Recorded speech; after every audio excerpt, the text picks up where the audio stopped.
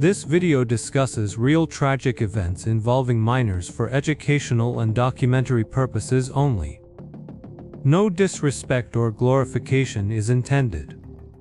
This video covers real tragic events involving minors and discusses them for educational and documentary purposes only. No disrespect or glorification is intended.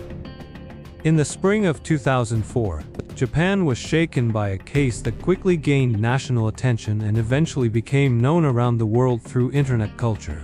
The victim was a 12-year-old girl named Satomi Matarai, and the person responsible was 11-year-old Natsumi Tsuji, who later became widely known online by the nickname Nevada Tan. On June 1, 2004, two 6th grade students left their classroom during the lunch period at Okubo Elementary School in Sasebo. According to official reports, Satomi had been brought into an empty classroom by Natsumi. Investigators later determined that Natsumi had brought a box cutter to school and used it during the incident. By the time teachers discovered the situation and emergency services were contacted, Satomi had suffered injuries that ultimately proved fatal.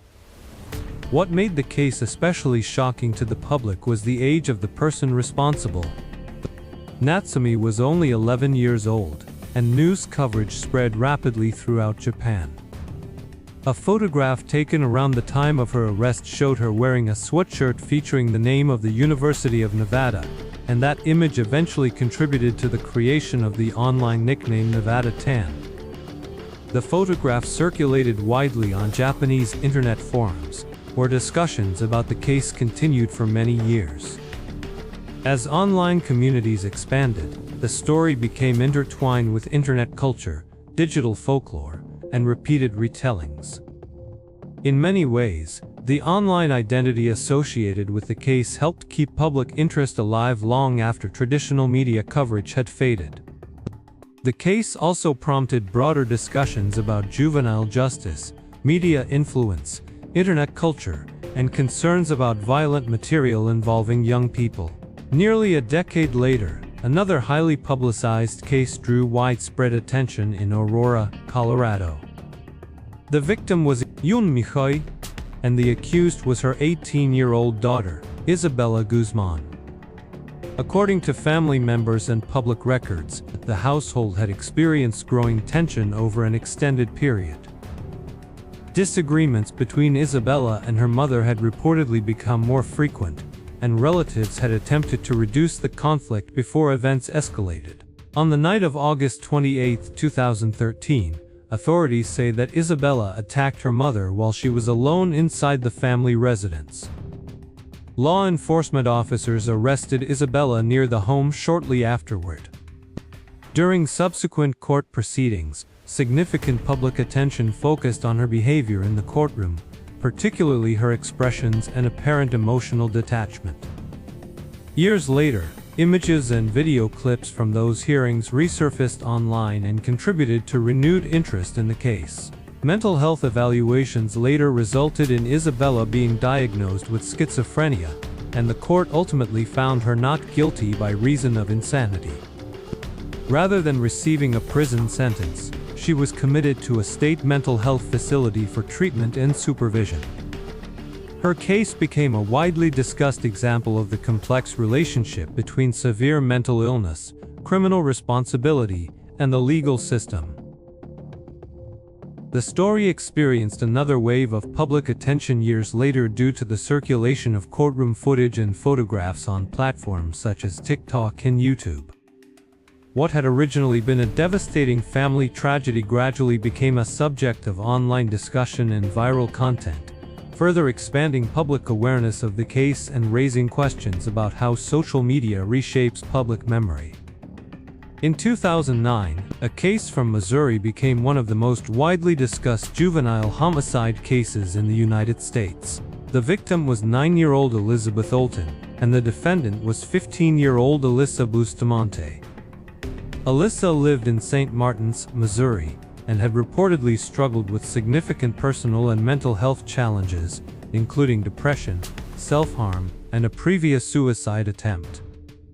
On October 21, 2009, investigators determined that she had brought Elizabeth into a wooded area, where the younger girl later died.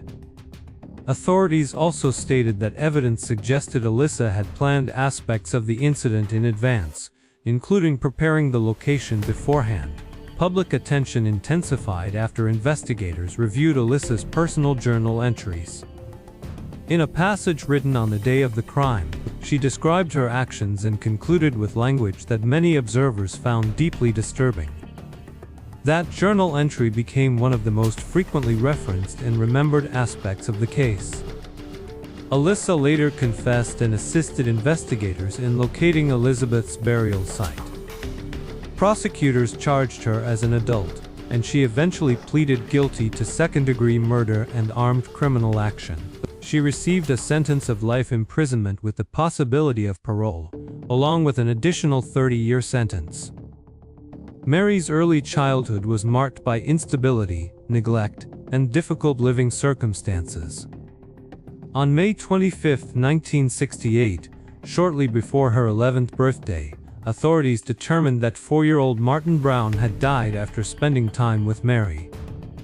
Several weeks later, on July 31st, another child, 3-year-old Brian Howe, also lost his life after being with Mary and another young girl.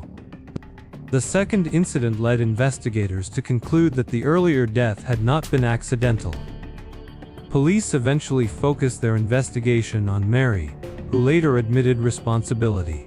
Her behavior during both the investigation and the subsequent trial attracted widespread public attention, particularly because many observers found her emotional responses unusual for someone so young. Mary Bell was charged with 2 counts of manslaughter and was ultimately found guilty on the grounds of diminished responsibility.